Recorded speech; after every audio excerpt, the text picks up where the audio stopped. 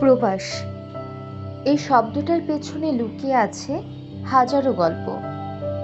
সফলতার নয়, ত্যাগের গল্প। আড়মোড়া ভাঙা ভোরের নিঃশব্দ কান্নার আর মুঠোফোনে মুখ লুকানো ভালোবাসার গল্প। প্রবাসে থাকা মানে শুধু ডলার পাউন্ড কামানো নয়, এটা মানে ঈদের সকালে মায়ের মুখ না দেখা, বাবার কবর জিয়ারত করতে না পারা, সন্তানের প্রথম হাঁটা না দেখা, ভাইয়ের বিয়েতে শুধু স্ক্রিনের ওপারে হাত তোলা। প্রতিদিন ঘুম ভাঙে নতুন স্বপ্নে, কিন্তু ঘুমোতে হয় পুরনো ক্লান্তি বুকে নিয়ে। চোখে ঘুম নেই, মনের শান্তি নেই। যে রুটিনে গাঁথা জীবন, সেখানে নেই নিজের জন্য কিছুই।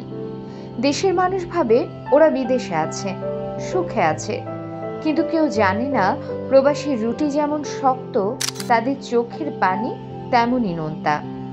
যে টাকা তারা দেশে পাঠায়, তার পেছনে থাকে ভাঙা পিঠ, ব্যথা করা হাত আর না বলা গল্প।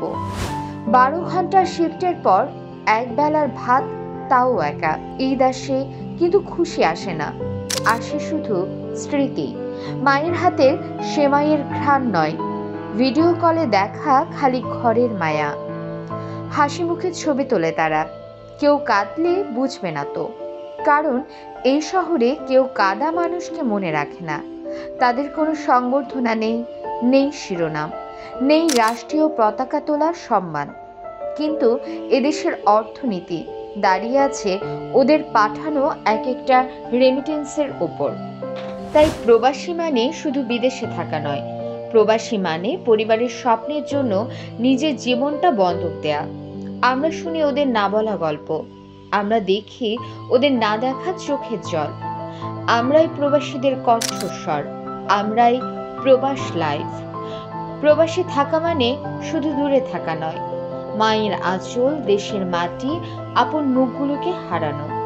প্রতিদিন মনে পড়ে মা, মনে পড়ে দেশ। এই নারীর টানেই প্রবাসীরা বেঁচে থাকে, স্বপ্ন দেখে ফিরবার। এই টানই আমাদের গল্প। আমরা বলি প্রবাসীদের না বলা কথা, প্রবাস লাইফ।